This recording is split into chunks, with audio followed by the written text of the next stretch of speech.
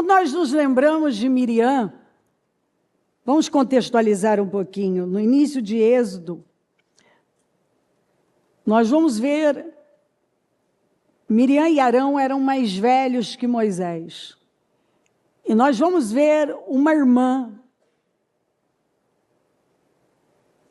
se dedicando a salvar junto com a mãe o pequeno bebê, que depois recebeu o nome de Moisés. Veja como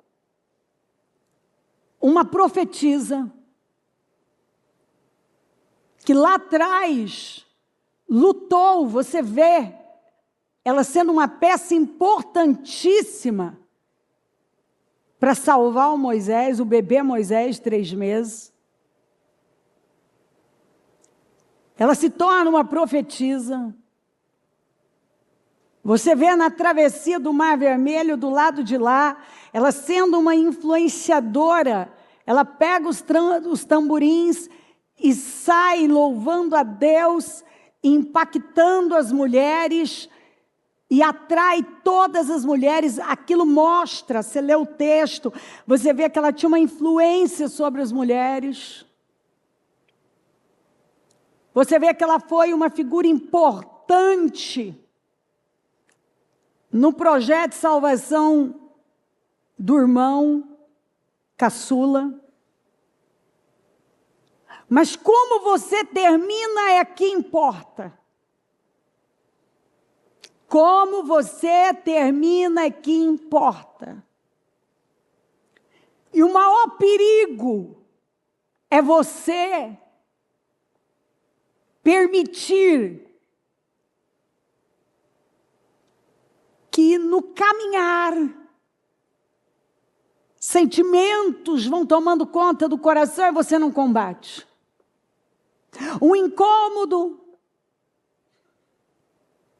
um pensamento ruim, e de repente você se desvia completamente da pessoa que um dia você foi usado por Deus. Deus mostrou que tinha algo grande com você. E a mulher que fica marcado na mente da gente, ainda a menina ali observando aquele Moisés onde o bebê estava, e vendo as servas da filha do faraó pegando, vendo, e ela se aproximando com coragem, falando com a filha do faraó. Foi ela que diz: quer que eu procure uma mulher para que amamente, para levar para a mãe. Foi ela que pegou os tamborins, profetizou, adorou. Onde está essa mulher? Onde ela foi parar? A última imagem, quando ouvimos falar, a última vez, como termina Miriam? Sendo expulsa do acampamento, leprosa, exposta diante da comunidade de Israel, fazendo todo mundo ficar parado, esperando por ela, atrasou a viagem. Por quê? Porque ela encabeçou uma rebelião contra Moisés.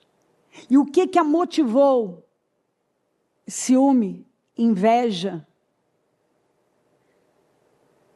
A inveja, o ciúme, sentimentos miseráveis alteraram o destino da Miriam. Às vezes eu estou lendo e eu penso que nenhum texto vem na sua vida por acaso.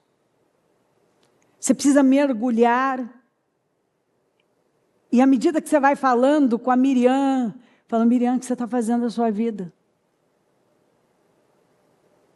Cadê aquela moça que Deus usou lá atrás? Cadê a mulher dos tamborins? Cadê a profetisa? A mulher que Deus tomava a boca e entregava palavras poderosas. Mas agora, uma situação revelou o coração dela. Moisés se casa com uma mulher etíope. E você vê claramente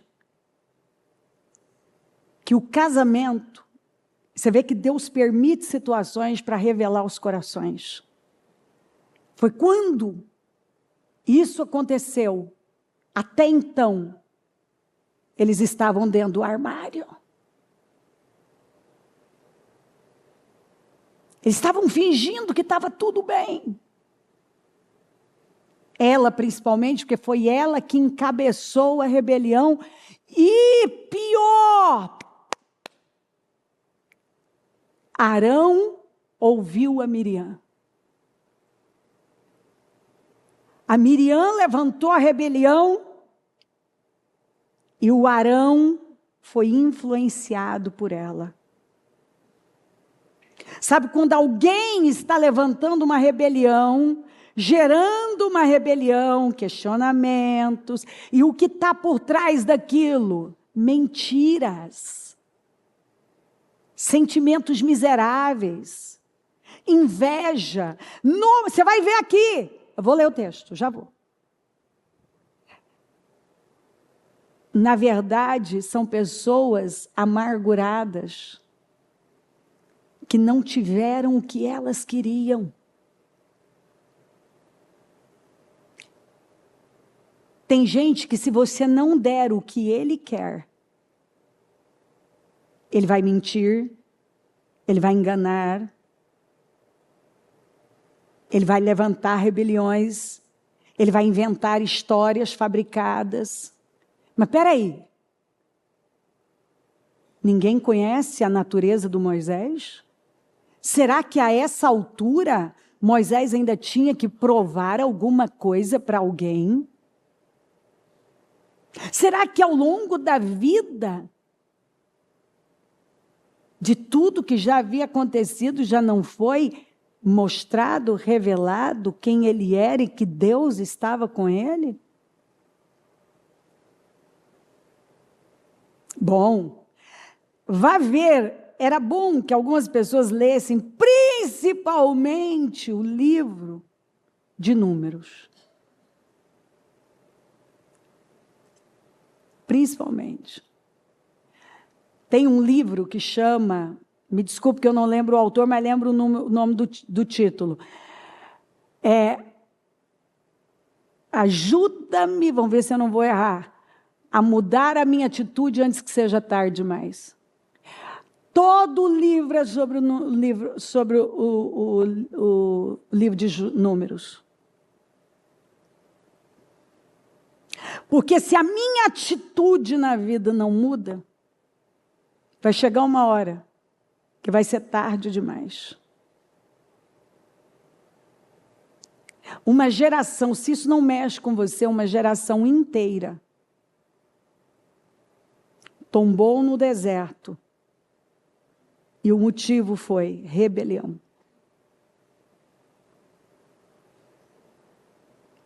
Murmuração, reclamação, questionamentos. Um povo que falava nas costas, falava contra Deus, falava contra Moisés. Um povo que só vivia pelas necessidades. Comida, bebida. Todo problema era uma reclamação. Deus eliminou uma geração inteira de escravos. Eles eram príncipes, mas pensavam como escravos. E nunca deram lugar a uma libertação mental. E Miriam era uma das lideranças, junto com Arão, porque ela era profetisa ali no meio do povo. Arão, o sacerdote, e Moisés, o libertador. Miriam e Arão começaram a criticar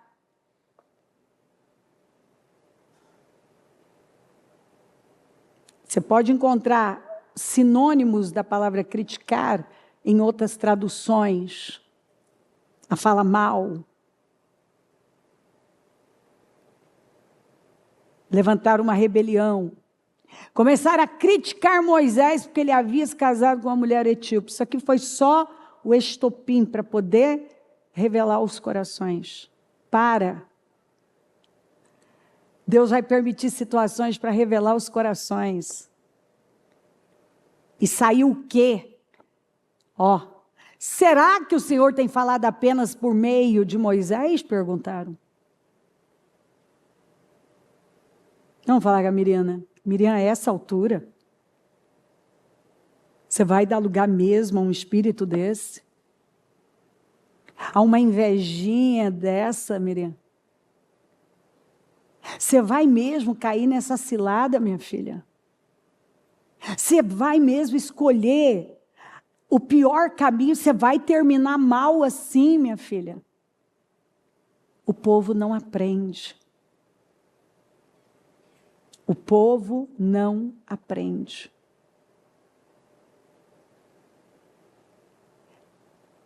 Aí eles começam a derrubar pessoas, a envenenar pessoas.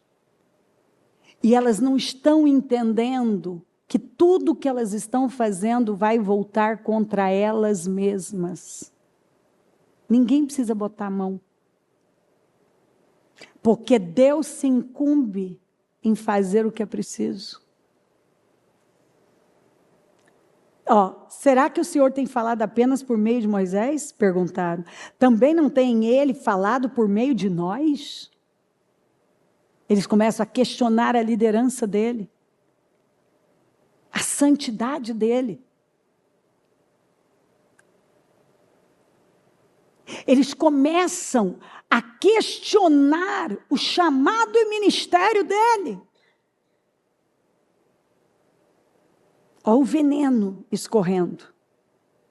Ora, Moisés era um homem muito paciente, ou em outra tradução, muito manso, mais do que qualquer outro que havia na terra. Então, ele era o homem, vamos pegar outra tradução, ele era o homem mais manso da face da terra. Sabe o que é manso na Bíblia? Domínio próprio. Ele era o homem que mais tinha domínio próprio no mundo inteiro. A Bíblia não exagera. Deus olhou assim, passou os olhos e viu, gente, esse homem tem domínio próprio. Hein?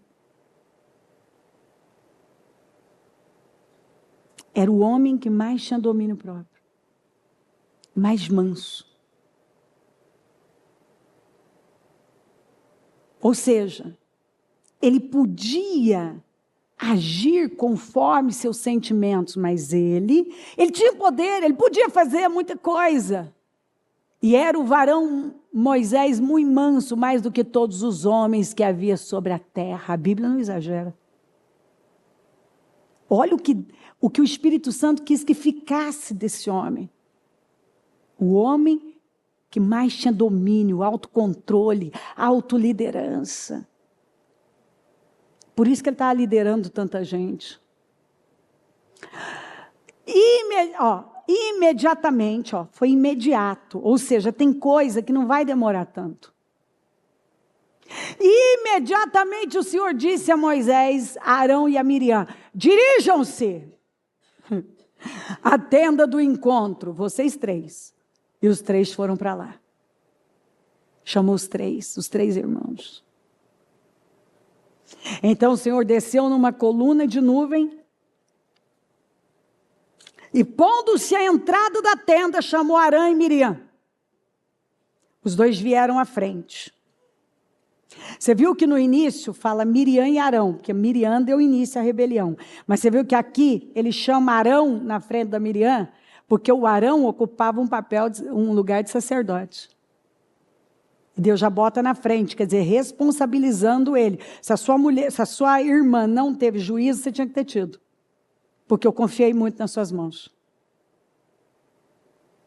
Os dois vieram à frente, e ele disse, ouçam as minhas palavras. Quando entre vocês há um profeta do Senhor, a ele me revela em visões, em sonhos, falo com ele.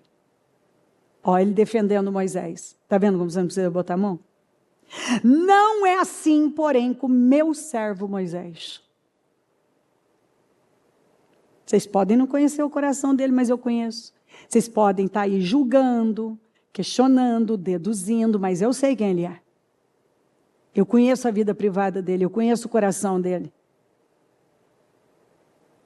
Não é assim, porém, com meu servo Moisés, que é fiel em toda a minha casa. O Senhor não disse, ele é perfeito, ele disse, ele é fiel. É o Senhor dizendo aqui, ele pode não ser perfeito, mas ele é fiel. Ele é fiel em toda a minha casa. Com ele falo face a face, claramente, e não por enigmas. E ele vê a forma do Senhor. Por quê? Ó, a pergunta do Senhor. Por que não temeram criticar meu servo Moisés? Eu vou repetir a pergunta. Por que não temeram criticar meu servo Moisés?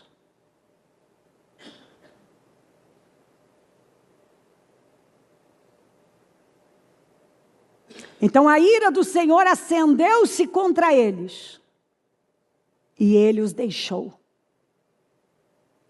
Imagina Deus deixando eles irados. Quando a nuvem se afastou, Miriam estava leprosa.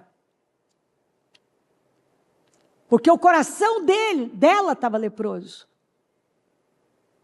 E só saiu o que estava lá dentro. A lepra do orgulho, da amargura, da rebelião, das críticas, das deduções.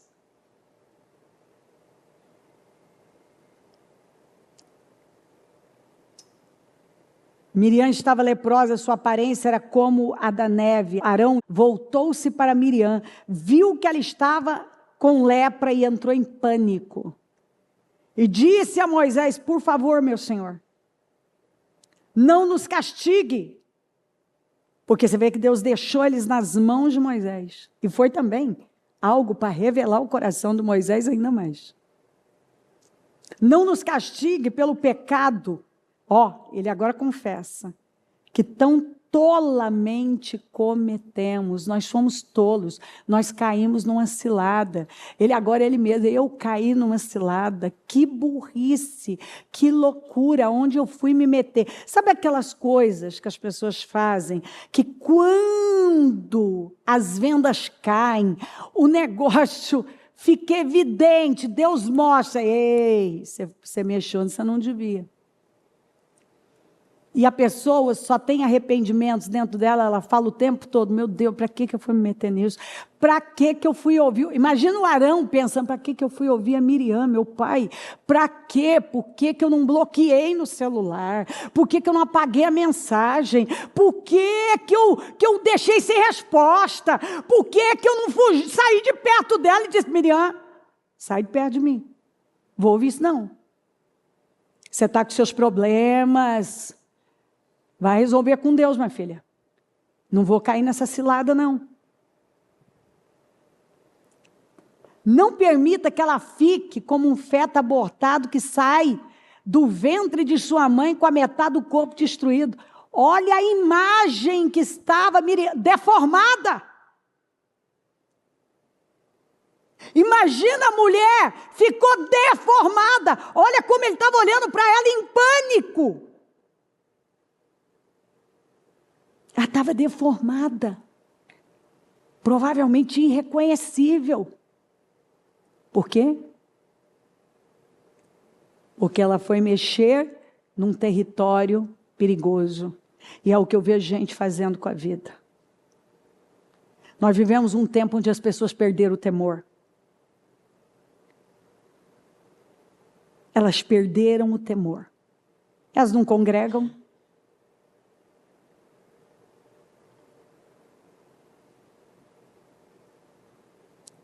elas não honram o Senhor, a sua palavra, elas não honram a igreja, elas tocam nos ungidos como se fosse qualquer coisa.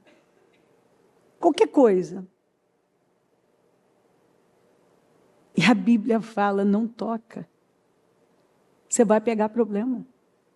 Davi nunca teve oportunidade de mexer com Saul e não tocou no Saul. Entendeu que ele ia alterar o chamado dele, o destino dele. Pelo amor de Jesus, nós vivemos um tempo de tanta amargura. Mas que a amargura tome conta do mundo é normal. Mas os cristãos viverem amargurados, alimentando sentimentos. Espera aí. Ame o teu próximo como a ti mesmo. Se alegrem com os que se alegram. Chorem com os que choram. Não toqueis nos meus ungidos. Não maltrateis os meus profetas. Não julguem para não serem julgados. A mesma medida que vocês usarem, vai ser usada contra vocês. Está tudo na Bíblia. Aquelas pessoas que tentaram prejudicar, inventar coisas, porque não encontraram nada, porque é assim, não encontram, eles vão inventar. E aí um foi envenenando o outro nos dias de Daniel. Muito bem, Daniel foi parar na cova dos leões, mas aí virou a cova de Daniel e não dos leões. Mas ele saiu, ileso. Mas todos que conspiraram contra ele foram jogados com todas as suas famílias. E antes de chegarem no fundo da cova, a Bíblia diz, leia o texto, todos os ossos já tinham sido estraçalhados. Por quê? Por causa da injustiça, Deus não tolera injustiça. E aqui eles foram muito injustos. Então Moisés, olha o coração sendo revelado. Clamou ao Senhor. Ó Deus, por misericórdia, concede-lhe cura. O Senhor respondeu a Moisés, se o pai dela lhe tivesse cuspido no rosto, por algum desacato, né? Não estaria ela envergonhada 7 dias, como dizia a lei? Que fique isolada, fora do acampamento 7 dias. Depois ela poderá ser trazida de volta. O Senhor disse, não, eu vou curar. Mas primeiro ela vai ser exposta para todo mundo. Vai todo mundo ficar parado aqui esperando, ela ficar lá no isolamento. Ela vai ter que sair do acampamento.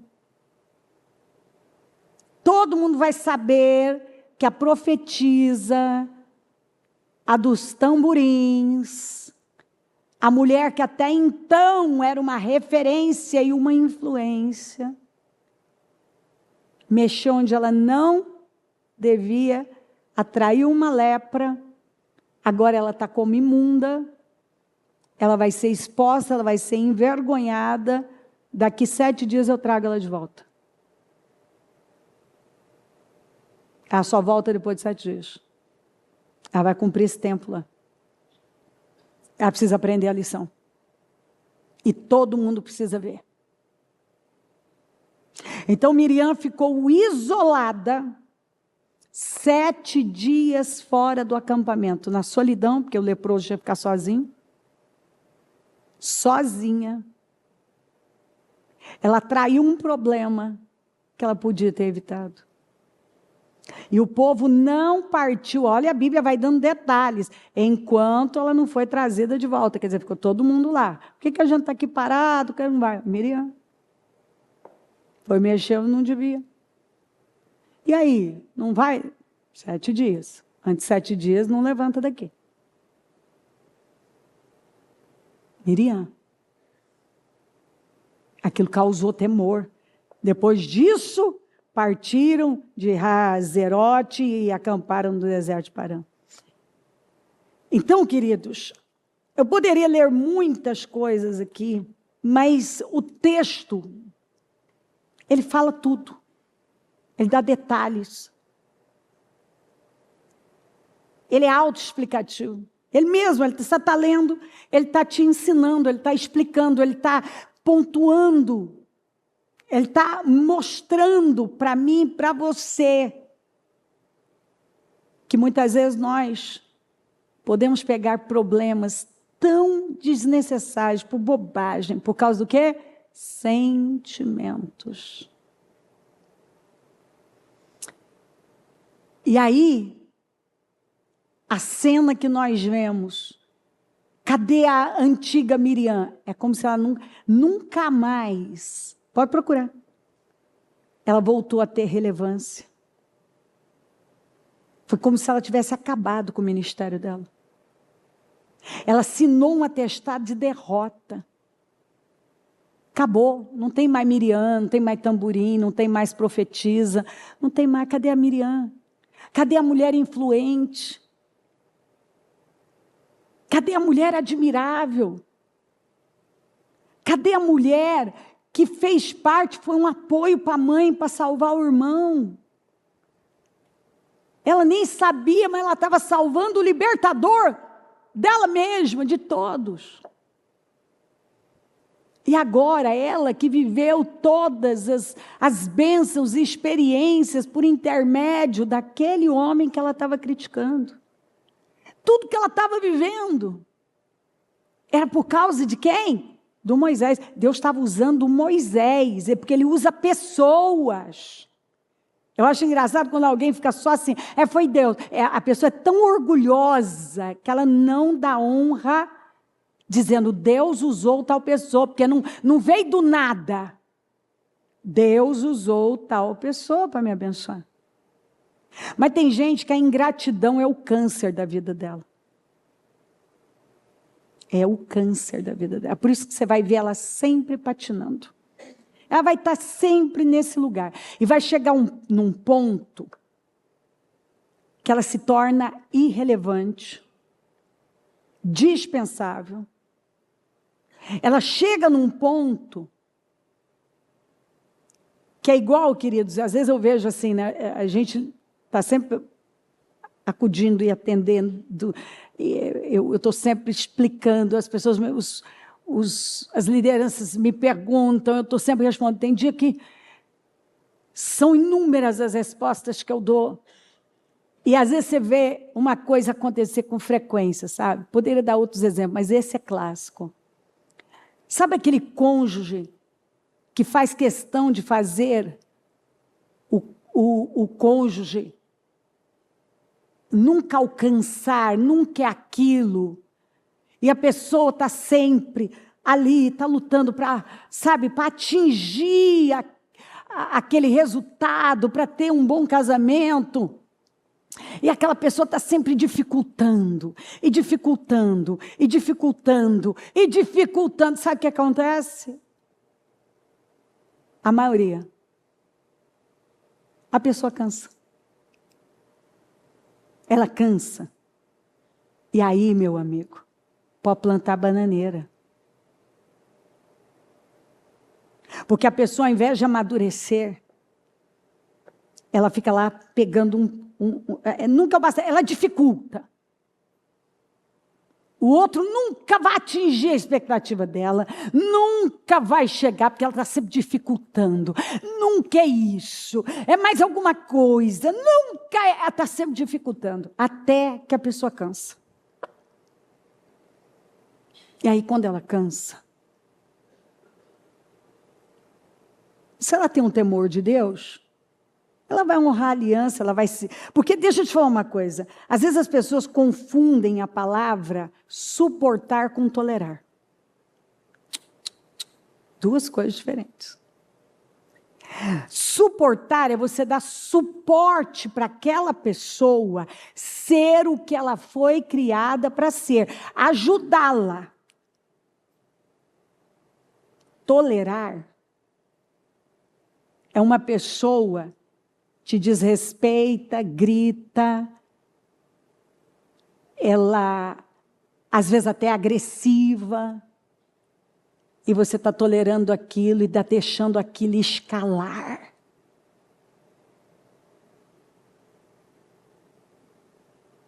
Eu já falei para o Mu, lá atrás, um dia eu falei para ele, a Mariana faz o que ela faz porque você deixou escalar.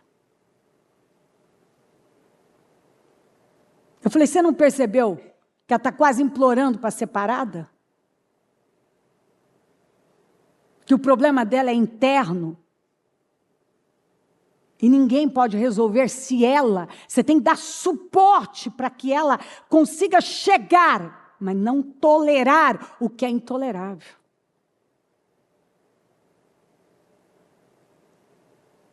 Falta sabedoria em muita gente. Até você saber como funciona, você pode se equivocar, você pode estar tolerando o que não é para tolerar, ao invés de você dar suporte para o outro chegar onde ele tem que chegar. Quando você entende que são duas coisas diferentes, eu vou dar suporte, eu vou ajudar essa pessoa, eu vou dar estrutura para ela, eu vou cobri-la, eu vou apoiar, mas não tolerar o que eu não tenho que tolerar. Aí é outra coisa.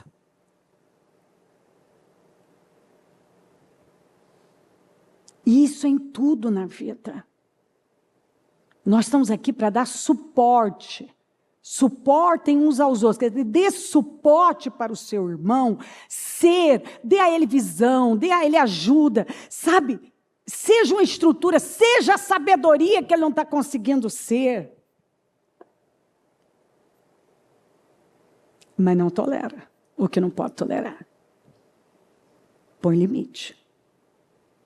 Porque se você não botar limite, vai escalar. E vai ficar incontrolável. Porque uma pessoa sem limite, ela vai escalando, ela vai escalando, ela vai escalando.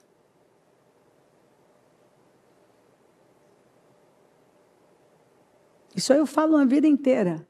Só tem Jezabel onde tem Acabe.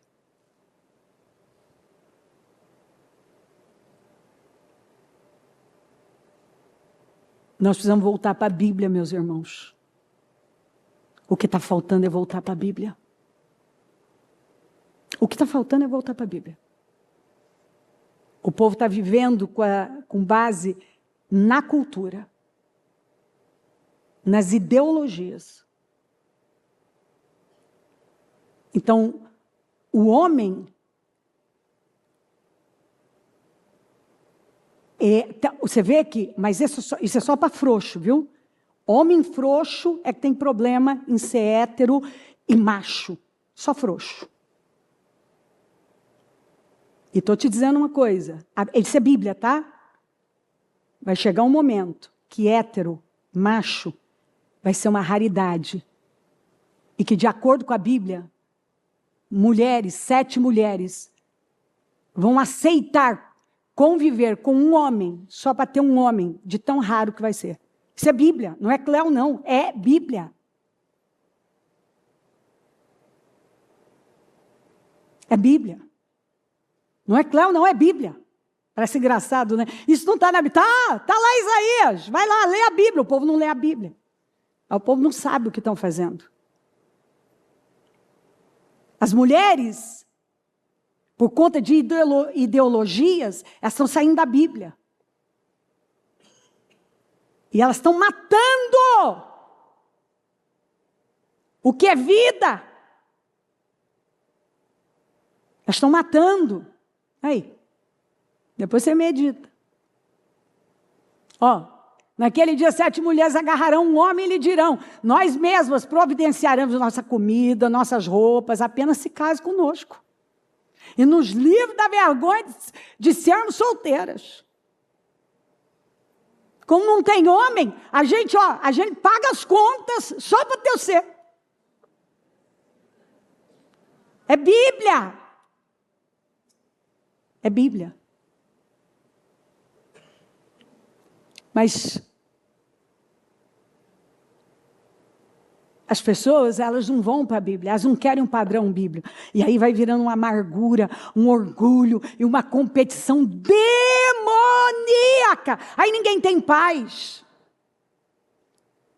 As pessoas não querem a responsabilidade dos relacionamentos. Relacionamento dá trabalho. Requer, exige responsabilidade, doação, sacrifício. É um trabalhar com você. Por isso que a gente precisa estar cercado de relacionamentos. Porque é um exercício de amor, de perdão, de renúncia.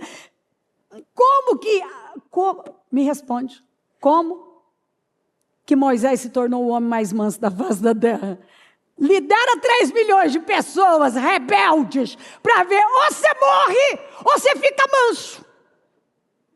Ou você dá um tiro na cabeça, corta os pulsos, enlouquece. Ou você se torna a pessoa. O que aconteceu? Está na mão de Deus. Você viu lá o que fulano falou de você? Já está perdoado. Tanto já falaram, já perdoei. Está tudo perdoado. Mas você não vai preocupar com isso? Estão falando, não, vamos embora, vamos. A nuvem está se movendo, vamos embora. Nós temos que chegar. Você não vai focar isso. É Bíblia. Então, cuidado. Para você, depois de ter ido tão longe, a última notícia que nós vamos ter do ser é como um feto com metade do corpo deformado. Porque se meteu onde não devia. Cadê a profetisa? Deus não vai mais usar a leprosa. Mas ela não se livrou, o Senhor não curou ela? Curou. Mas ela marcou a vida dela, ela alterou o destino dela. Cadê os tamborins? Foi pendurado. Não tinha mais graça, não tinha mais nada. É Bíblia. Como termina é que importa. Sabe o que João disse? Cuidado para vocês não destruírem com aquilo que levou anos para a gente construir. E Miriam destruiu numa tacada só o que ela havia construído de credibilidade desde quando ela era uma adolescente. A partir daqui, Miriam se torna irrelevante, perdeu o crédito, não fala que profetizou mais, não tem mais influência, ninguém segue Miriam. Acabou. E foi o próprio Deus que defendeu. Está vendo? Ele não precisou botar a mão. Deus defendeu Moisés. Deus lidou com a situação. O Arão ainda continuou, mas vai ver, vai vendo. Vai lendo a Bíblia. Me fala, leia a Bíblia, leia os 5, o Pentateuco, e me conta onde mais você encontra sobre Miriam. Cadê Miriam? Cadê? Não tem mais Miriam. Porque ela mexeu onde ela não devia. Ela foi injusta, ela foi invejosa, ela foi amarga, ela foi tendenciosa. Ela começou uma rebelião e foi levando o Arão, o fraco do Arão. Aliás, o Arão, vou te contar. Não bastava uma pressãozinha. Agora, faz o bezerro de ouro para o povo, porque não aguenta pressão. Entra na fofoca com a irmã, porque não aguenta pressão. Você já viu gente assim? Que está sempre envolvido, porque não aguenta pressão e está sempre envolvido com aquilo que vai ser um problema? Então, em nome de Jesus, a palavra não volta vazia. A palavra é a verdade. A palavra é a verdade. E a gente nunca vai poder dizer depois, sabedoria é saber viver. E nós temos, através da palavra de Deus, condições de vivermos uma vida sábia. E nós nunca vamos poder dizer, eu não sabia. Porque deixa eu te falar, ó, o óbvio nem sempre é tão óbvio. Não é óbvio que se você fofocar contra alguém você vai ter problema. Não é óbvio, biblicamente. Mas parece que para alguns não é. Enquanto eles não se encontram numa situação terrível, eles não conseguem ver. Meu Deus, estava na cara que eu estava me metendo em encrenca. Então, a palavra nos instrui, nos guia. Toda vez que uma pessoa tenta destruir com algo que foi uma bênção na vida dela, tenta descredibilizar aquilo que foi um suporte na vida dela, tenta destruir com aquilo que abençoou a vida dela, aquilo vai voltar contra ela de forma pesada. Aqui, ó, 7 dias. O que significa? Pode vir numa proporção de 7 vezes mais. Nós não podemos brincar com o que é santo, com o que é justo. Nós precisamos honrar aquilo que Deus coloca diante de nós. Aquilo que nos abençoou. Nós precisamos orar a Deus para que o Senhor nos guarde e nos dê discernimento para nunca nos envolvermos com aquilo que pode ser a ruína da nossa vida e talvez alterar nosso destino de tal maneira que a gente nem consiga mais recuperar. Em nome de Jesus. Amém? Amém, Senhor. Obrigado, Deus. Chegando-se a Jesus, suplicaram-lhe com insistência: este homem merece que lhes faça isso, porque ama a nossa nação e construiu a nossa sinagoga. Ao ouvir isso, Jesus admirou-se dele e, voltando-se para a multidão que o seguia, disse: eu digo que nem em Israel encontrei tamanha fé. Bom, esse homem aqui, o centurião, ele amava tanto a nação de Israel que ele construiu uma sinagoga em Cafarnaum para os judeus.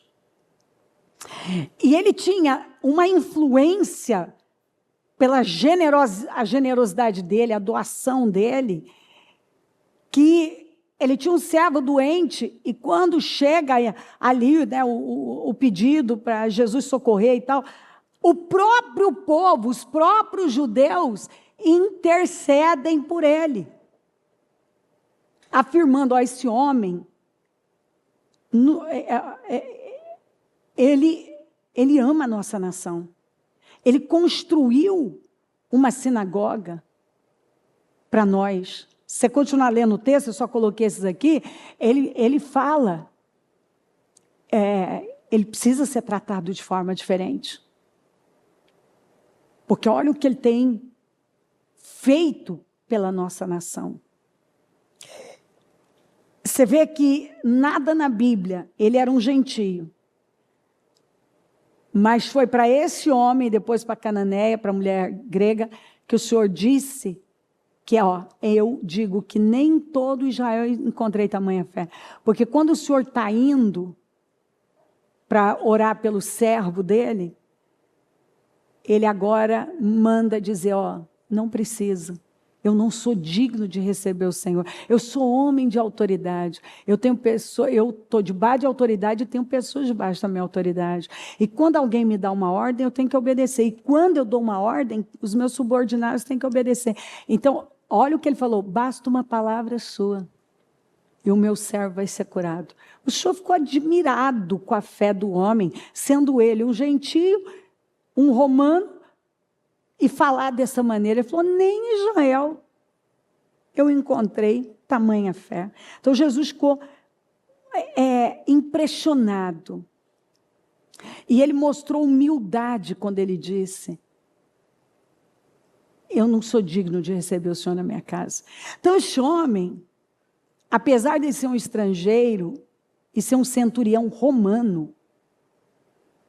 Ele era humilde, ele amava Israel, ele investiu com generosidade, construindo uma sinagoga para o povo judeu. Ele honrou o Senhor reconhecendo que Jesus era o Messias, que ele não era digno de receber o Senhor, um gentio, hein? Debaixo do teto dele. Então, o Senhor diz aqui para alguém que ele tem visto a sua fé, a sua humildade, o seu cuidado com as pessoas, as doações para o reino. E ele diz que você é como esse centurião. E ele diz que a autoridade está sobre você. E sua fé tem movido o mundo espiritual. Você ainda não construiu literalmente um templo, mas você tem financiado o reino com generosidade.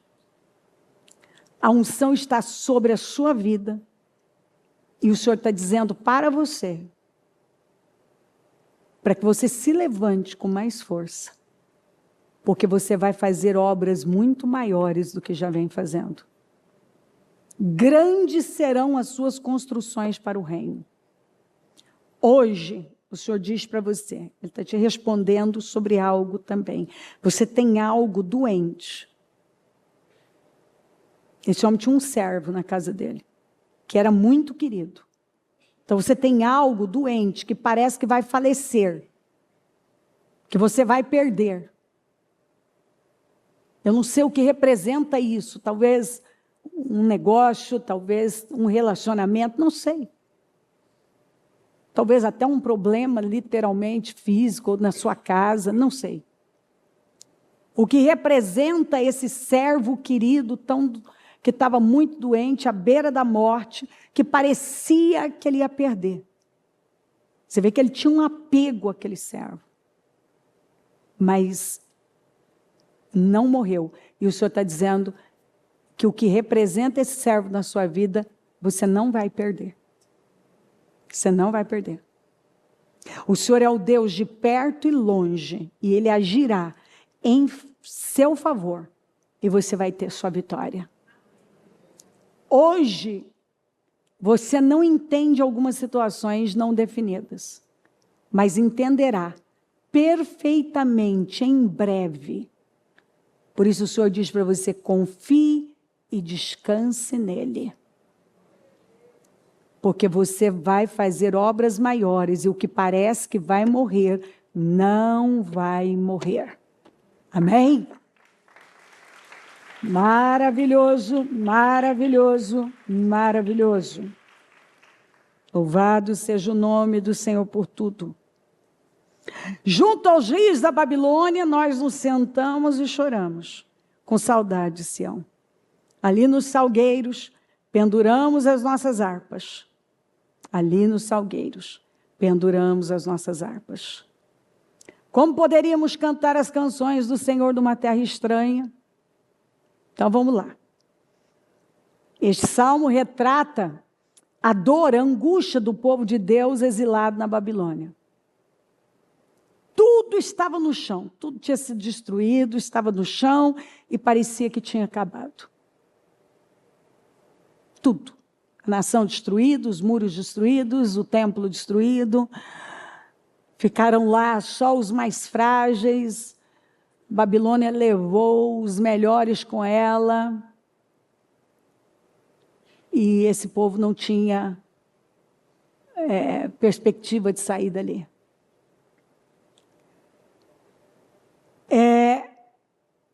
As margens dos rios, eles choravam. Eles iam para o rio, para as margens dos rios, para chorar. E penduravam as suas harpas. Não tinham alegria para cantar e adorar a Deus onde estavam. E o que aconteceu? Eles provocaram isso aqui. E agora eles estão com saudade de Sião, estão abatidos, estão sem forças. E a primeira coisa que eles fizeram foi pendurar as harpas. que é o que muita gente faz. Quando ele acaba se metendo num problema, aí agora ele está angustiado, ele está aflito, e aí ele começa a soltar o que ele não pode soltar. Ele pendura as harpas, ele para de adorar, ele para de servir, ele para de se comprometer e ele vai se distanciando. Então Deus fala aqui com alguém, você vive um momento doloroso e tem saudade de um tempo que parece que nunca mais vai voltar. Com isso, você está pendurando a sua harpa. Essa harpa pode representar seu chamado, seu ministério de novo. O que você fazia para a obra de Deus, para o reino de Deus. E o Senhor diz para você aqui agora, levante-se. Levante-se em nome de Jesus. Pegue a sua harpa. Levante-se e pegue a sua harpa. O seu chamado, a sua missão. E volte de forma intencional e determinada a louvar a Deus, a adorar a Deus e cumprir com o seu chamado. Deus diz para você hoje que Ele restaurará tudo que está quebrado.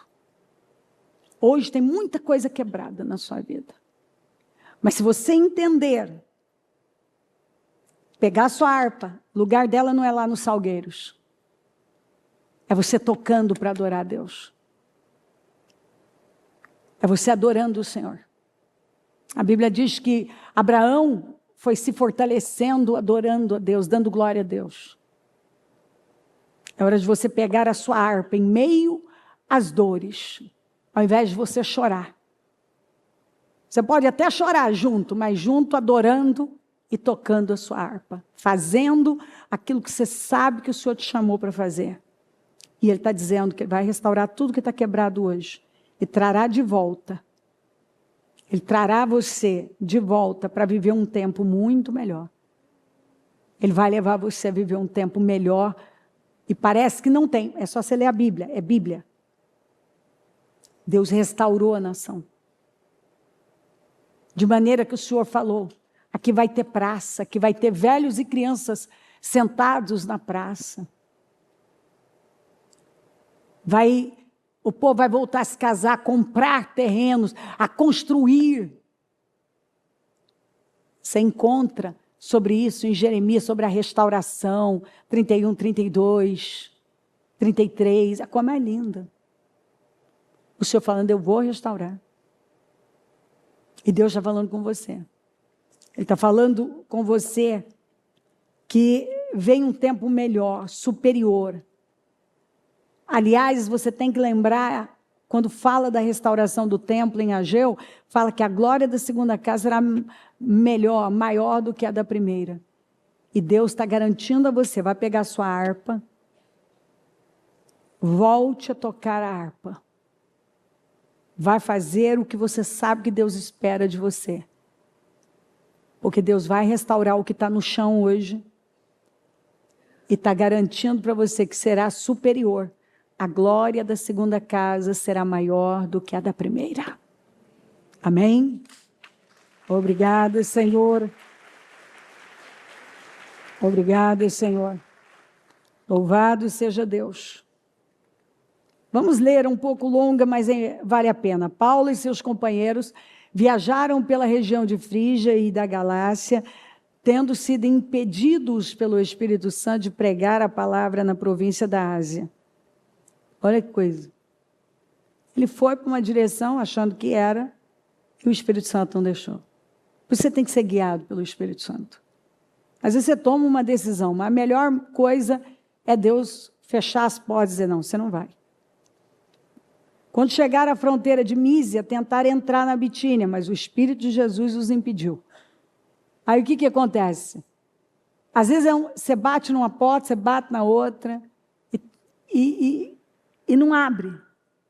E aí você começa a achar que é melhor eu desistir, não é para ser. Não. Tem uma resposta. Por isso que você tem que aguardar. Portas fechadas é um sinal de que tem algo que você não pensou. Eles não pensaram na Macedônia.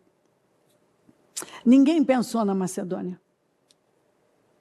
Eles pensaram em Frígia, em Galácia, eles pensaram em Mísia, eles pensaram em Bitínia, mas eles não pensaram em Macedônia. Às vezes, é interessante isso, né? Deus tem pensamentos que nós não temos. Os pensamentos de Deus são mais elevados. Os caminhos de Deus são mais elevados. Os pensamentos de Deus não são os nossos pensamentos, não os caminhos dele. Por isso você tem que confiar em Deus, que Deus sabe o que faz. Então contornaram a Mísia e desceram a Tróade. Durante a noite, porque aquilo ele está orando, está falando, Senhor, já fomos para lá, para cá, está tudo fechado. Durante a noite, Paulo teve uma visão na qual um homem da Macedônia estava em pé.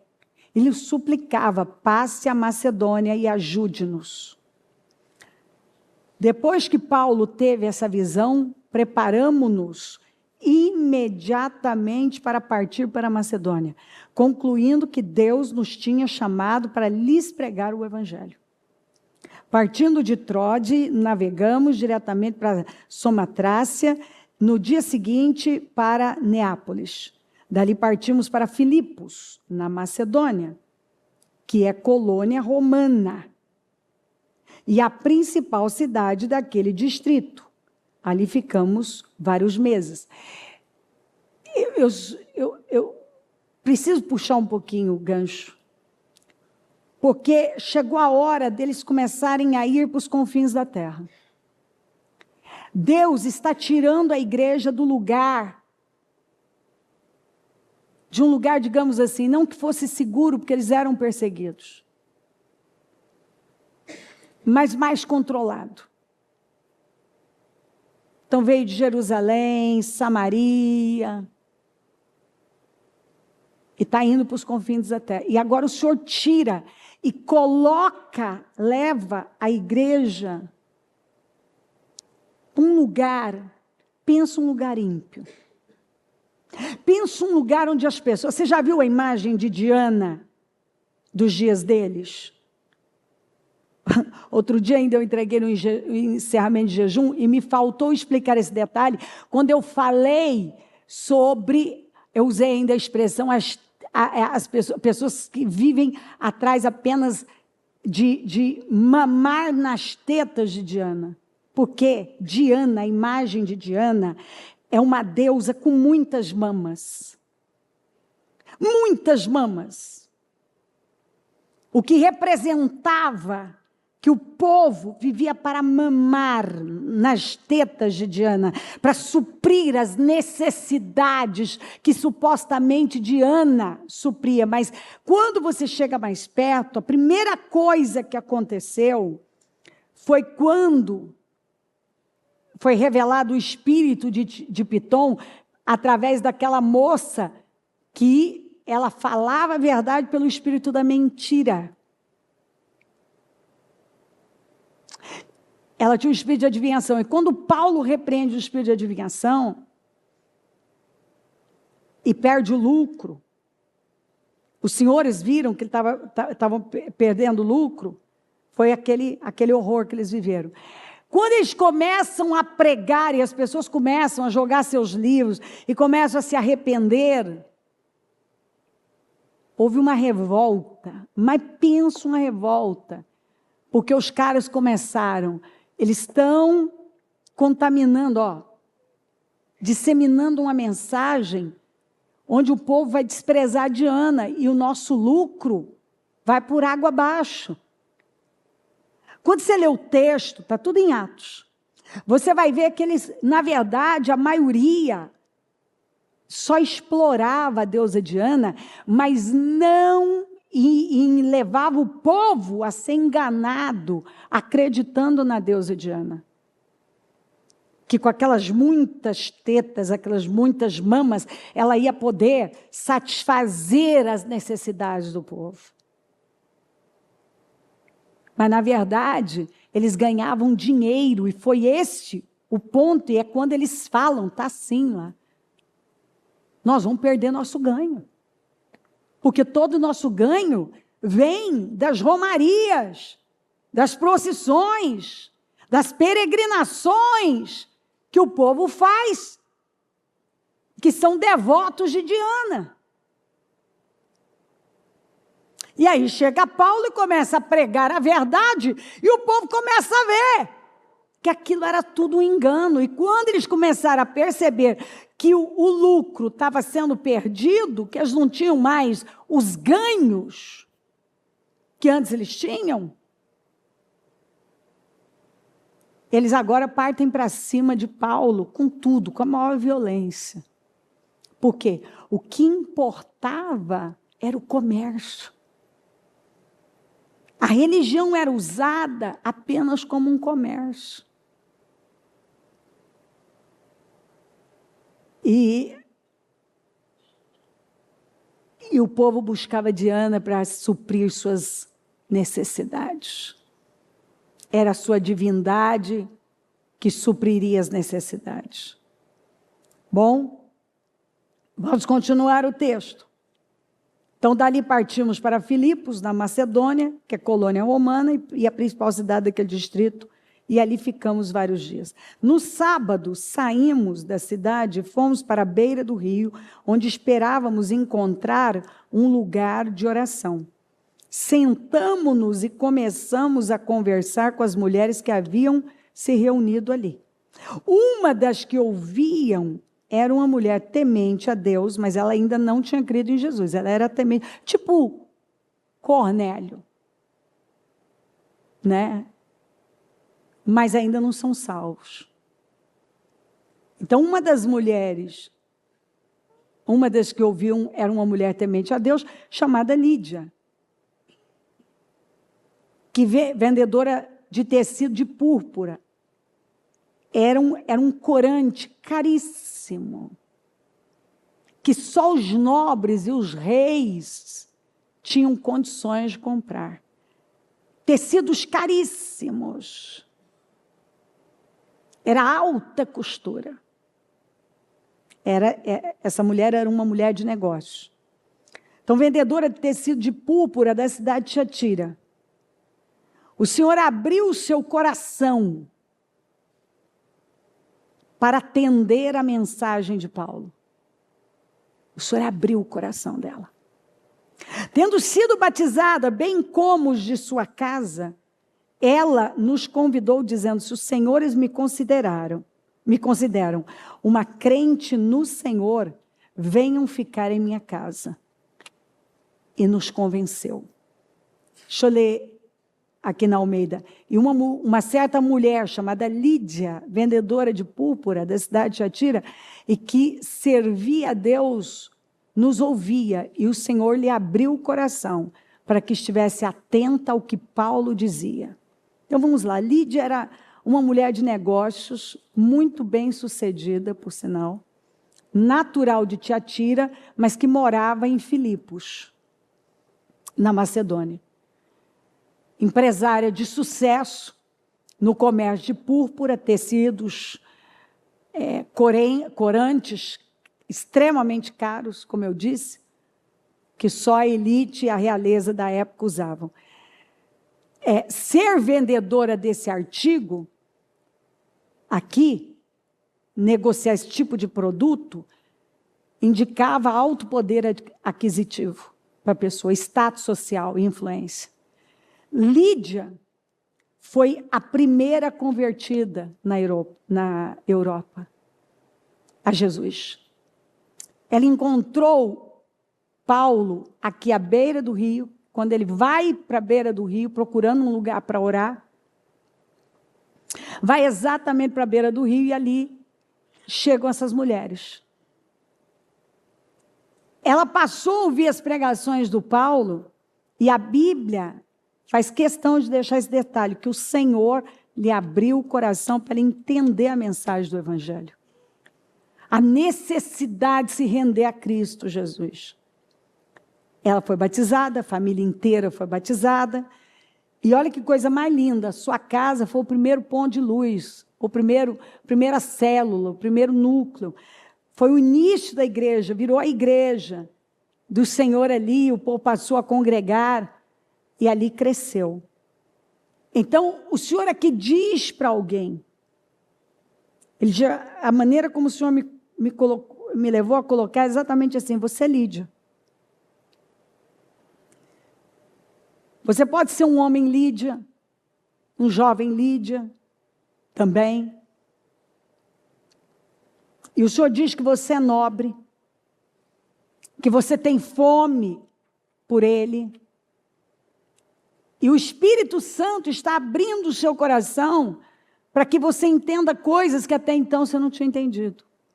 Coisas sobre Ele, poderosíssimas, revelações. É um tempo de mudança na sua vida.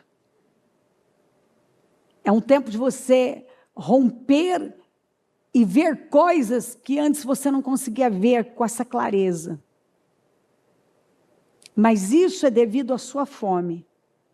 E o Senhor diz a você que você prosperará grandemente. E será uma fonte de luz, de cura, de salvação. Vai influenciar, você será uma influência sobre pessoas e vai financiar obras eternas, porque ela foi uma financiadora da obra, do reino, grandemente. O Senhor diz para você: levante-se agora.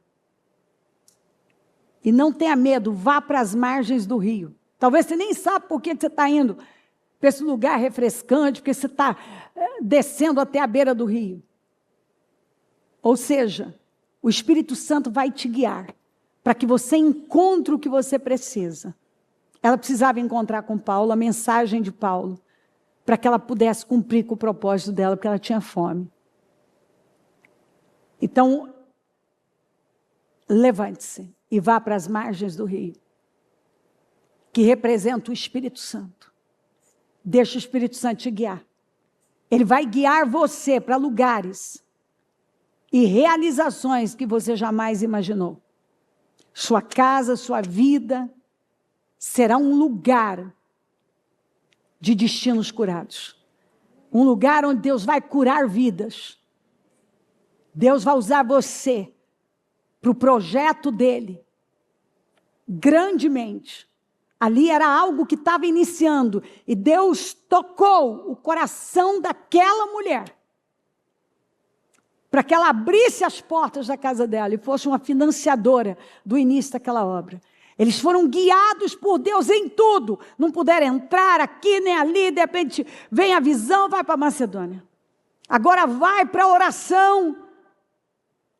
Sentem de orar às margens do rio, se encontram com essas mulheres, que também sentiram de ir para lá. Não sabemos o que elas foram fazer, mas sabemos, quer dizer, não sabemos, mas sabemos, era Deus impelindo para que fossem e ouvissem a palavra de Paulo. E o coração, você vê que não fala que o coração das outras foi aberto, mas fala que o coração da Lídia foi aberto. E a Lídia creu, se batizou. Ela era uma influência tão grande que a família inteira foi batizada. Ela abriu as portas da casa dela. E ali foi um lugar de cura, de salvação. E ela teve um conhecimento do Senhor profundo. E foi uma estrutura naquele início da igreja em Filipos, na Macedônia. Foi uma estrutura para o Paulo, para o ministério. E Deus está falando com você aqui. Ele está falando com alguém aqui. A obra que Ele tem com você, Ele está dizendo: você é Lídia. E eu estou abrindo o seu coração para que você veja coisas que você não estava vendo. E seja a estrutura que eu preciso para este tempo. Deus precisa, Ele está à procura de estruturas para este tempo. E você vai ser essa estrutura poderosa. Tem muito mais para fazer, para romper. E chegou a hora de Deus te levar a níveis que você ainda não conhece. E o nome dele será glorificado na sua vida e através de você. Amém? Louvado seja Deus. Louvado seja Deus por tudo. Esta palavra tem vindo, aliás, não é que ela veio recente, ela tem vindo. José é uma árvore frutífera. Árvore frutífera à beira de uma fonte.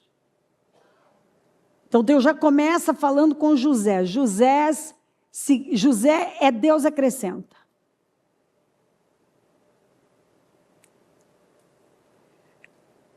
É uma árvore frutífera que está à beira de uma fonte. Mas olha aqui, ó, cujos galhos passam por cima do muro. Tem um muro. Mas eles estão passando. O muro não está impedindo. Eu vou ler todo o texto. Com rancor, arqueiros o atacaram, atirando-lhe flechas com hostilidade. Mas o seu arco permaneceu firme, apesar dos ataques. Os seus braços continuaram firmes, apesar dos ataques, ágeis para atirar pela mão do poderoso Jacó, pelo nome do pastor,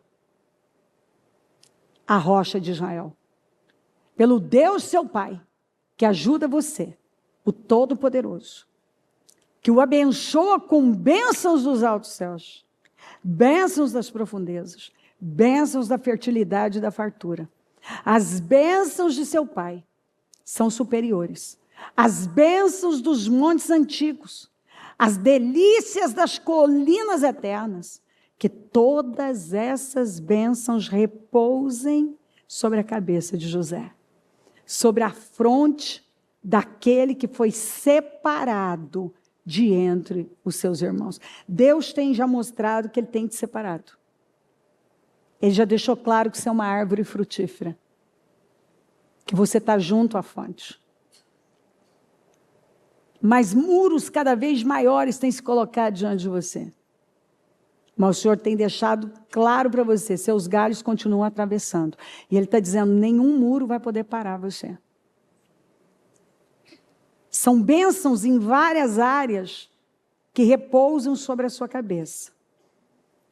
Então, o Senhor diz que você é uma árvore frutífera e nenhum muro será capaz de deter o seu crescimento. As bênçãos estão sobre você e repousam sobre a sua cabeça. O Senhor diz para você, continue, avance, coragem. Você será coroado pelas bênçãos do Senhor em todas as áreas que hoje parecem impossíveis e muros intransponíveis. Seus galhos vão continuar atravessando, apesar dos muros. Você tem a coragem para agir abertamente com base no que é internamente, ou você vai morrer um sonhador? Porque Deus coloca coisas em nós, sonhos em nós, Ele coloca. E o que nós vamos fazer? Você vai agir com coragem aqui fora, com força, com ousadia, ou vai se entregar aos obstáculos e terminar apenas dizendo que você teve sonhos? Porque algumas pessoas, elas já receberam essa palavra aqui. Você é árvore frutífera, nada vai te impedir, nada para... Mas os muros, os obstáculos, e sabe quais são os piores muros? Os dos sentimentos, das opiniões, da covardia, das pressões. Há momentos que você sofre tanta pressão, que parece que vai ser o fim. Aí mais uma pergunta para você. Você vai morrer na beira, à margem do caminho, na terra, do que poderia, teria sido, deveria ter? Porque assim tem sido algumas pessoas. Aí o tempo passa, você ouve elas dizendo, eu tinha que ter feito. Eu recebi a palavra. Deus falou que eu era uma árvore frutífera, que Ele estaria comigo. Essa mão errada de dita as regras na vida de muitos. Qual é a mão errada? Quando você olha para os muros, você olha para os obstáculos, você olha para as impossibilidades. Você tem a coragem, porque a Bíblia diz que nós temos. E eu vou contar uma coisa, algo para você. É preciso coragem para ter sucesso. É preciso coragem para enfrentar os desafios. É preciso coragem para ser uma pessoa bem-sucedida. Você sabe por quê? Porque o sucesso gera desprezo. Atrai ódio gratuito. Inveja de quem não está fazendo o que tem que fazer. Algumas pessoas, elas ficam horas da vida dela rolando vídeos inúteis na internet, vendo um monte de bobagens. Elas não estão produzindo nada. Elas não estão construindo nada. Elas não têm relevância. Mas quando elas veem alguém gerando frutos, elas têm inveja. Elas se incomodam. Elas criticam. Elas querem aquilo, mas não querem fazer o que aquela pessoa está fazendo para chegar lá. É muito mais fácil não ter sucesso, ficar à margem, não ter avanços. A gente sabe que a miséria sempre terá companhia. É muito mais fácil. Era muito mais fácil para o José se entregar aos obstáculos, se entregar à dor. Afinal, ele podia lançar mão de tudo que ele tinha vivido. É muito mais fácil. Momentaneamente, mas e mais tarde? Quando eu olho e vejo o que eu poderia ter feito. Ah, mas as pressões não cessam. Se o Senhor permitir, domingo que vem, eu quero contar algumas coisas que eu passei recente. Foi tanta pressão. Pra você ter uma noção, foi por pressão, uma pressão muito forte. Várias pressões, mas vamos lembrar desse prédio. Foi o maior compromisso que eu assumi na vida. Eu não tinha como. Se for olhar, eu não tenho como. Todo mês eu pago uma parcela gigantesca. E anualmente, eu tenho que dar um valor enorme, todo final de ano, que é o balão que eles chamam. Tudo isso foi juntando com o projeto de Kissimmee, foi juntando, fora todas as responsabilidades, e etc, etc. Deus tem sido com a gente. Deus tem sido comigo de uma maneira que eu não sei explicar. Aí, não bastando pressões e pressões, eu comecei a receber. Escuta que vai ser importante para você. Eu estou quase para terminar. Seria bom você ouvir isso, vai mexer com você.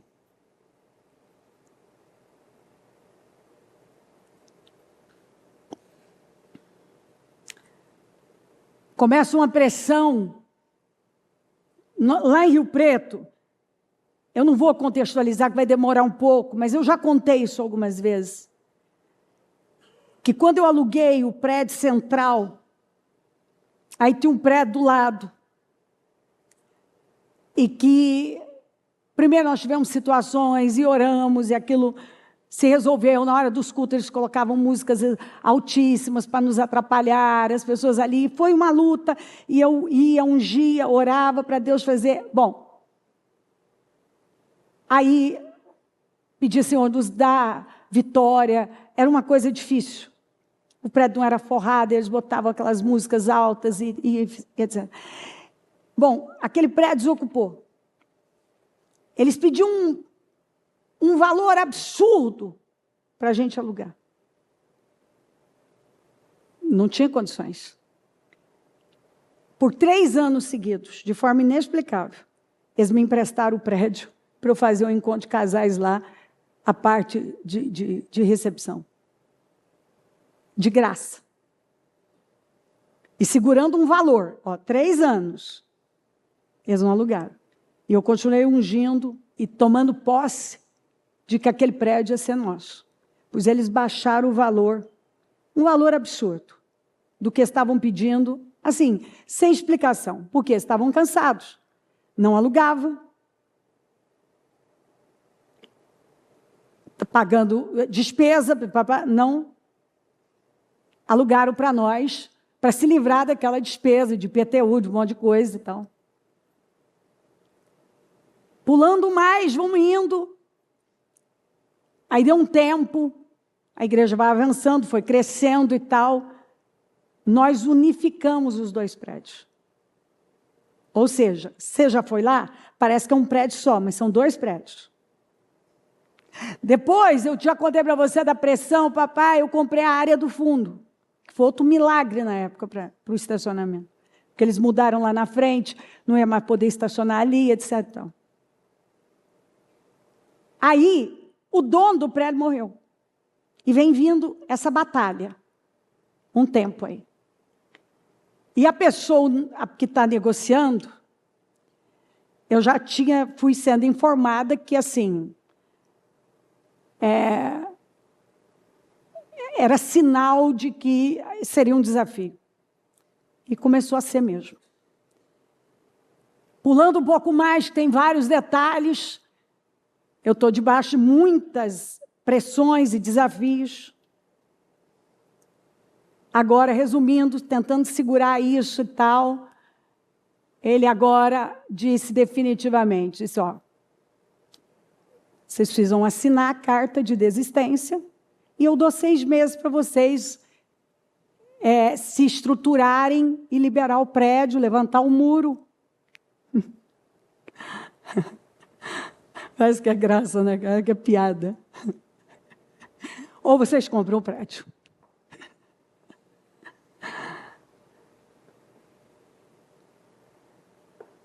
Eu não vou negar que eu fiquei na hora, diante de tanta pressão assim, falei, meu Deus, tem misericórdia, Senhor. Mas aí acalmei de coisa, falei, Senhor, eu não tenho como entregar o prédio. É impossível, não tem como fazer isso. Eu falei, o que eu vou falar? Eu vou falar o que para o Júnior? Júnior, tem que vir para cá. Não tem o que fazer. O homem queria ir batendo o pé. Eu quero 5,5 milhões. Eu falei, não vale. Ele não vale. E aí eu estou lá eu tinha viajado uns meses, depois ele veio, bicho, é insustentável. O Antes que negocia, que veio, falou, não tem mais como. Eu falei, antes eu vou continuar orando, e eu falei para ele falou, bispo, ele quer uma proposta. Eu falei, antes, o tamanho do meu compromisso, ele falou, eu sei, só não precisa me dizer, eu pago essa parcela todo mês, eu que negocio com... Eu falei, pera, eu vou orar, eu vou te dar um valor. Dá pela fé. E o Senhor colocou no meu coração, manda 3 milhões. Mas eu não tenho os 3 milhões, mas manda os 3 milhões. E aí, vai, resumindo, ele vira e fala, de forma inexplicável, ele simplesmente diz assim, não, ele vale 5,5 milhões. Mas como que você paga esse dinheiro? Como é que você me paga isso? Ele falou, se você pagar, me faz a proposta direito, então. Eu quero ter, então, se você me pagar essa vista, eu faço por 3,5 milhões. O Andes fala para mim, aí o Andes falou assim, eu fiz da seguinte maneira, ele quer os 3 milhões e os 500 mil eu fiz em 20 parcelas de 25 mil. Eu falei, meu Deus, mais uma parcela. Mais uma parcela. Resumindo, eu mandei ele fazer essa proposta e o que eu digo para você é o seguinte: primeiro, que Deus vai te abençoar, porque é a igreja do Senhor que financia a igreja do Senhor. Se você me perguntar, de onde você vai tirar 3,5 milhões para pagar esse homem? Eu não sei, mas eles vão chegar. Eles vão chegar. Eu sirvo a Deus o suficiente e conheço a Deus o suficiente que Ele não ia permitir que um negócio desse chegasse se Ele não tiver uma saída para mim. Quem conhece o prédio lá sabe que eu não tenho como desmembrar aquele prédio. Eu não tenho como desmembrar aquele prédio.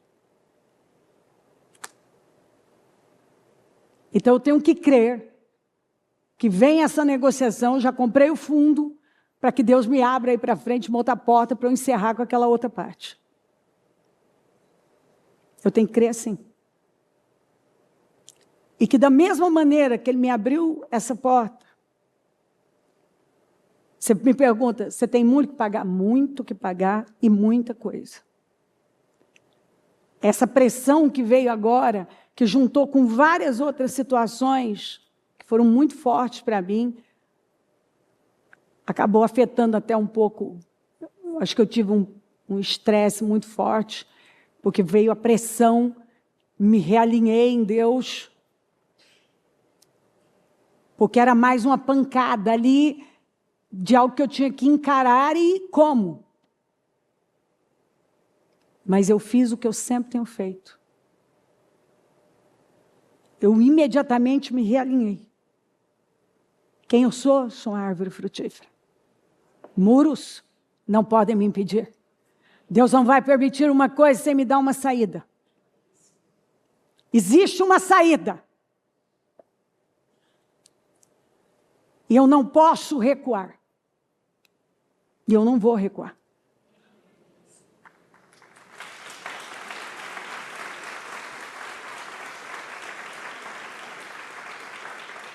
Então, quando uma pessoa ouve uma história como essa, ou ela vai te amar ou ela vai te odiar.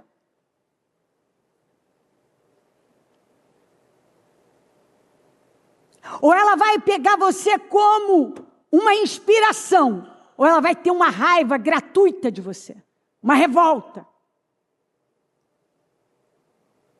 Porque a coragem incomoda. E o sucesso não vem sem coragem. É impossível você ter sucesso sem coragem, sem pressão violenta, sem decisões radicais, sem olhar.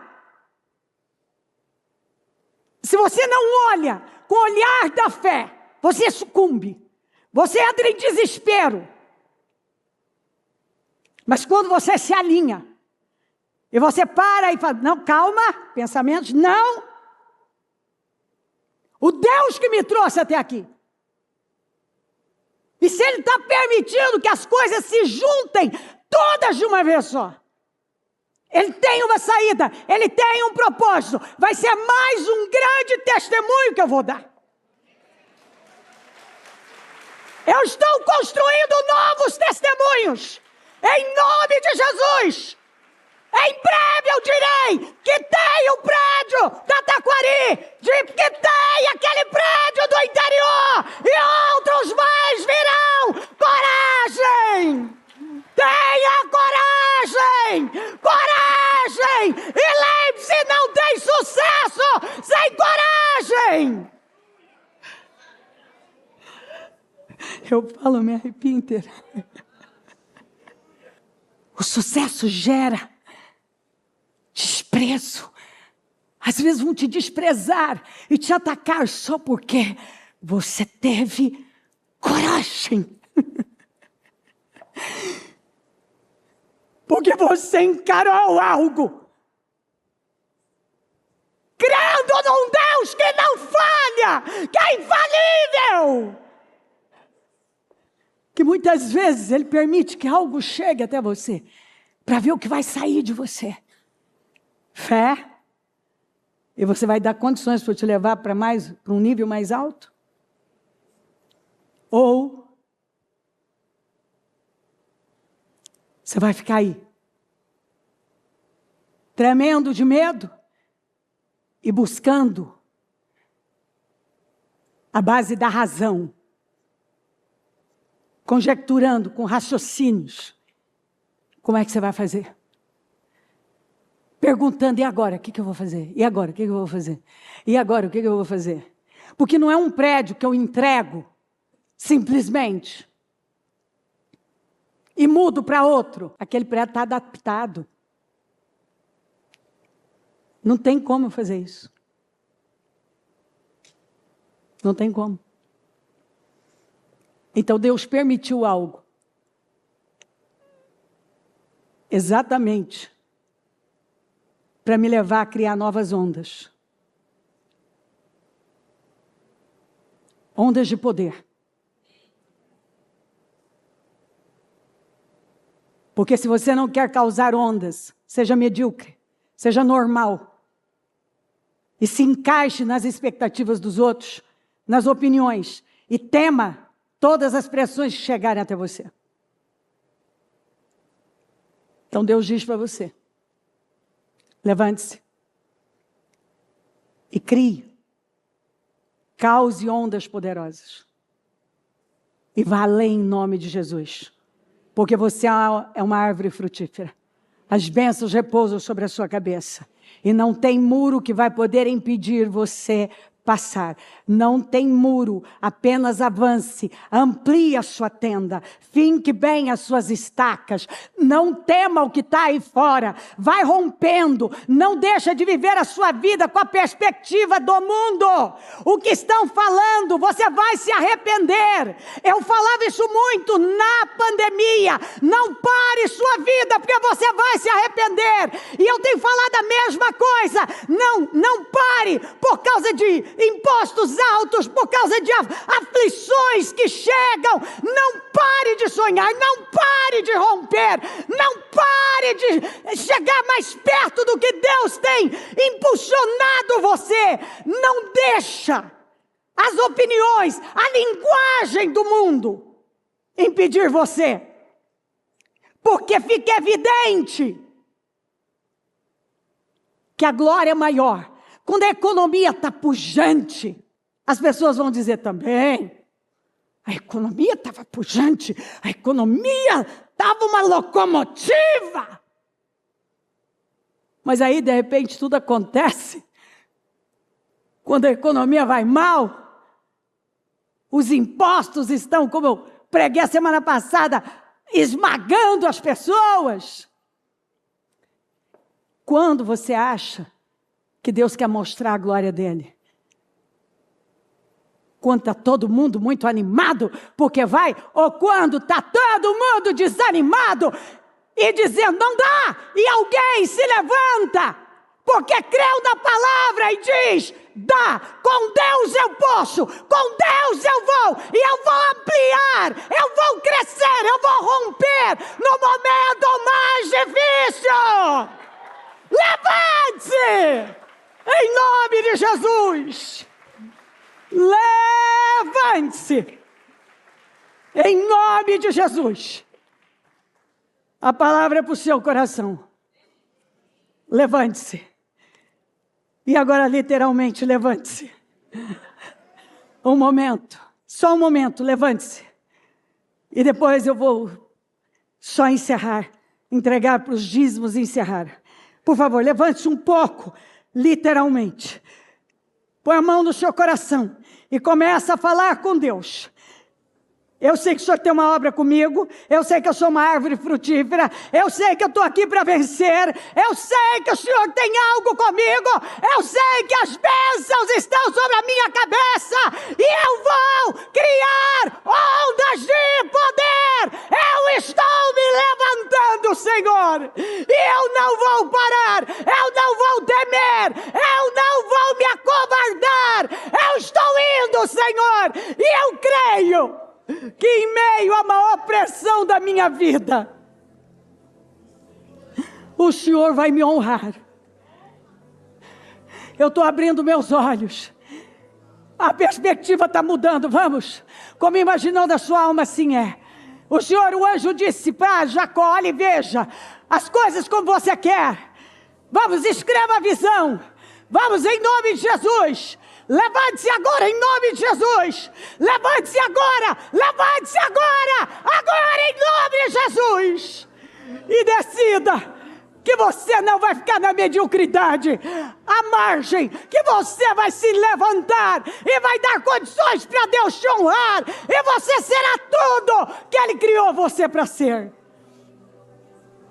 Que você vai crer, a despeito das más notícias, a despeito das dores, das pressões. Não fique aí parado.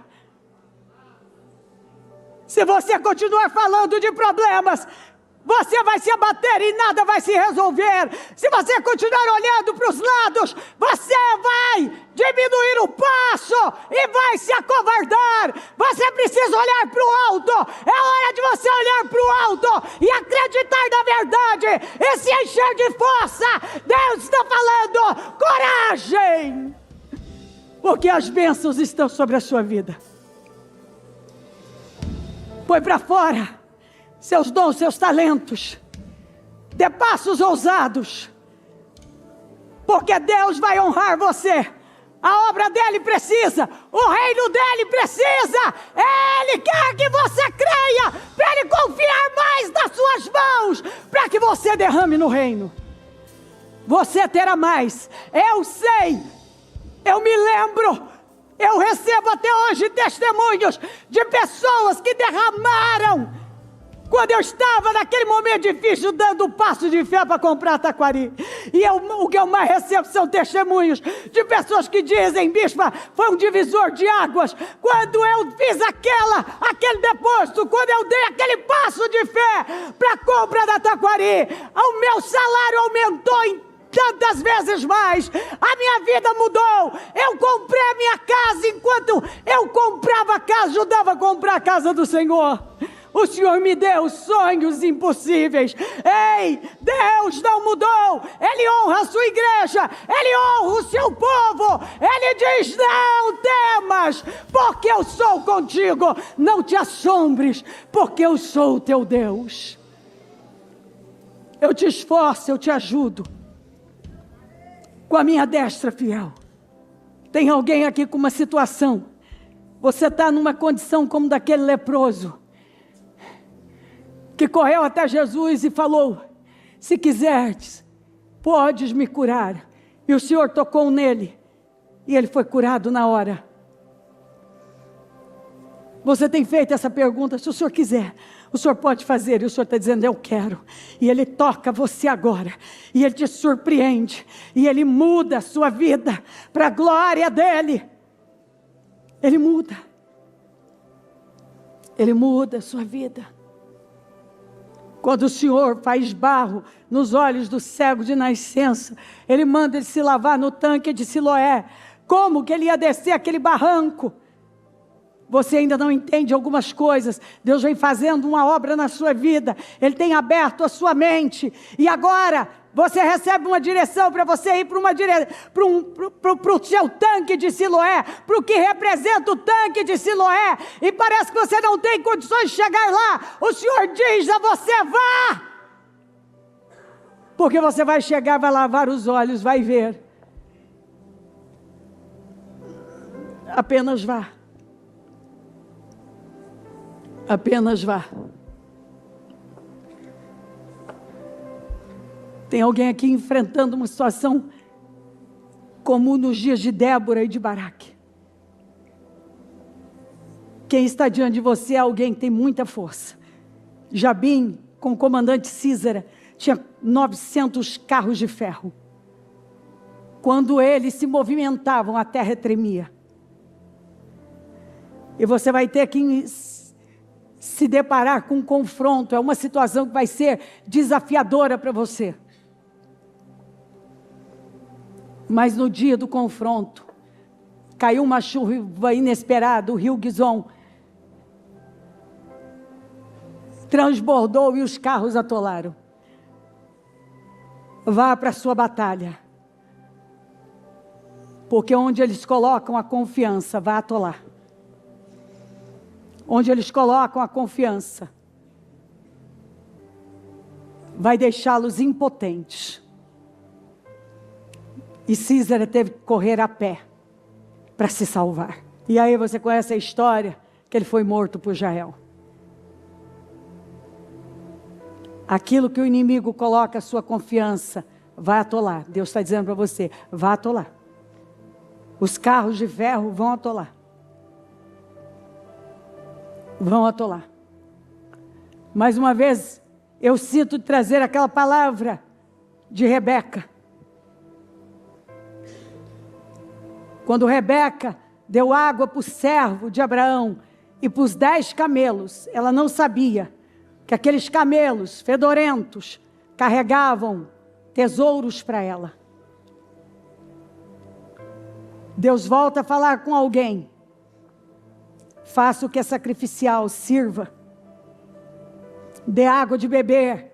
Dê água para beber para aquilo que representa esses camelos que não cheiram bem. Porque você não sabe.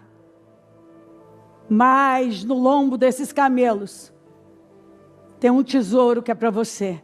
Por trás de algo que parece trabalhoso e desafiador, tem um tesouro esperando por você. E você verá. Não fuja de decisões difíceis e sacrificiais. Porque nos lombos dos camelos suados, sedentos e que não cheiram bem, tem um tesouro guardado para você. Tinha um tesouro que era para a mulher escolhida, que foi Rebeca. E quando ela ofereceu água ao servo de Eliseu, e se ofereceu, de Eliseu não, de Abraão, e ofereceu dar água para os 10 camelos, ele entendeu que era ela. Ela era bonita, ela era especial, mas o que definiu a vida dela foi a sua capacidade de servir generosamente. A sua capacidade de servir de forma sacrificial. Quando você tem a capacidade de servir ao Senhor de forma generosa e sacrificial, você vê a glória de Deus. Você é beneficiado. Em nome de Jesus. Deus nos deu um espírito de coragem. E Ele está falando ao nosso coração. É agora. Avance com fé, avance com coragem. Você não será envergonhado. Ei, é a palavra de Isaías 54. Não tenha medo. Você não será envergonhado. Não se acanhe. Não se acanhe. Você não será decepcionado. Amplie a sua tenda. Finque as estacas. Pensa grande. E você vai ver a provisão, o suprimento ser derramado na sua vida. Toma decisões aí agora, antes de nós finalizarmos essa reunião. Toma a decisão de que você vai servir, de que você está se voltando para o Senhor, está se voltando para a casa do Senhor, que você está se levantando agora para ser a estrutura que você foi chamado para ser. Você está pegando a sua harpa em meio à dor e você vai voltar a tocá-la. Você está pegando a sua farda e vai voltar a servir. Você está se levantando.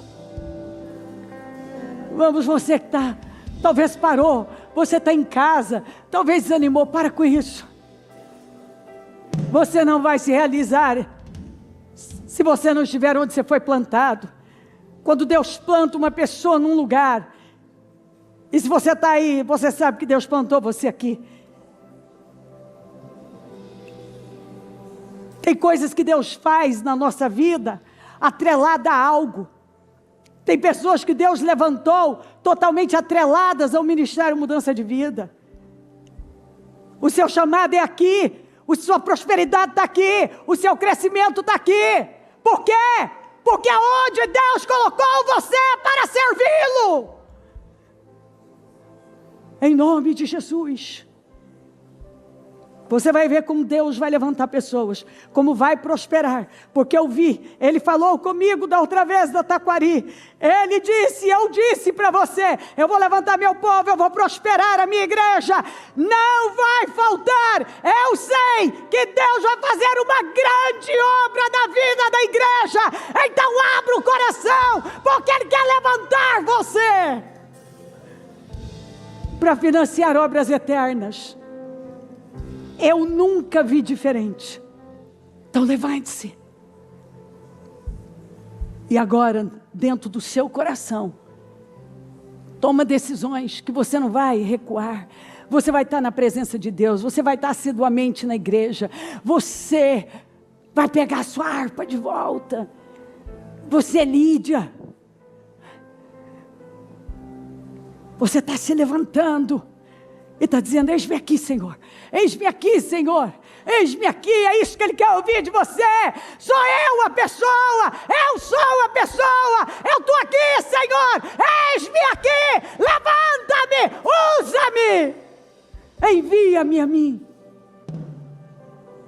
Eis-me aqui. Vem, Espírito Santo, e faz uma grande obra aqui. Levanta o teu povo. Que a coragem transborde dos corações. Que eu possa ver um povo tão corajoso. Um povo que ousa, um povo que avança. Um povo que não se rende. Um povo que crê na verdade. Um povo que vai rompendo em fé. Eu abençoo a tua igreja. Eu abençoo o teu povo. E que possamos ter uma semana poderosa, Senhor. Que eu possa ver o teu povo aqui firmado. Estando na igreja te servindo, domingo que vem na tua casa, recebendo unções e participando, Senhor, do nosso culto, que vamos enviar bênçãos de onde nós estamos, esses pedidos que nós estamos levando, Senhor. Eu tomo posse, Pai, de pessoas que estão enviando na frente, como um dia a Virgínia enviou o pedido dela na frente, quando ela não podia ir. E logo ela foi e agora pode levar a família. Eu oro, Senhor, para que eu possa ver um povo forte, se alegrando com os que se alegram, um povo corajoso, focado em coisas grandiosas, avançando para níveis poderosos, que eu possa ver uma igreja unida, rendida ao Senhor, submissa à verdade, um povo que tem um coração que é Cristo, o coração de um Cristo. Eu abençoo o teu povo. Cobra todos com teu sangue, acampa os teus anjos ao redor. Sustenta a tua igreja. Sustenta, Pai. Sustenta, Pai. Sustenta a igreja, ajuda-me. Sustenta o teu povo. Levanta a tua igreja, Pai. Dá o coração certo, Pai. Um coração de servo, um coração de um Cristo, um coração quebrantado, um coração submisso, um coração que acredita na verdade, um coração que ama a grande comissão, que ama almas e atrai almas, uma estaca fincada na rocha. Eu abençoo o teu povo. Continue falando, continue tocando os corações. Que o povo que vai sair daqui seja um povo corajoso, ousado, um povo destemido, um povo forte, um povo que não se curva, um povo que ousa em meio aos obstáculos, um povo que crê na verdade, um povo que não teme os obstáculos que se colocam, os muros que Satanás coloca. mas que seus galhos continuem atravessando e que continue frutificando e crendo que, a despeito das dores, das aflições, das pressões, existe um Deus nos levando a romper, nos levando a avançar. Muitas vezes tudo que o Senhor está fazendo é para revelar os nossos corações, para ver se cremos, se estamos submissos, se nós vamos crer até o fim, e vamos sair do outro lado. Nós vamos sair do outro lado. Pai, eu entrego essa reunião nas suas mãos, esse povo, para que o Senhor cuida da igreja, cuida da nossa viagem, que é uma viagem espiritual, que tanto os que vão como os que ficam possam estar se esticando e crescendo mais, sendo esticados e amadurecendo através, Senhor, de cada mensagem. Que seja uma semana de grande crescimento para todos nós, para os que vão, para os que ficam.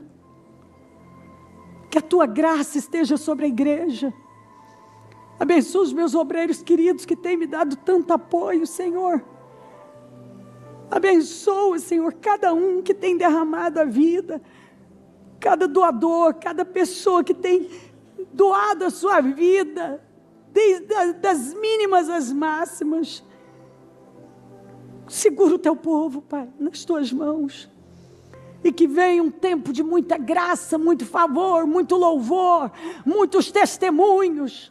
Receba poder para romper, receba poder para avançar, receba poder para empreender, receba poder para escalar, receba poder para viver promoções, receba poder para atravessar os muros que estão diante de você, em nome de Jesus. Eu te abençoo.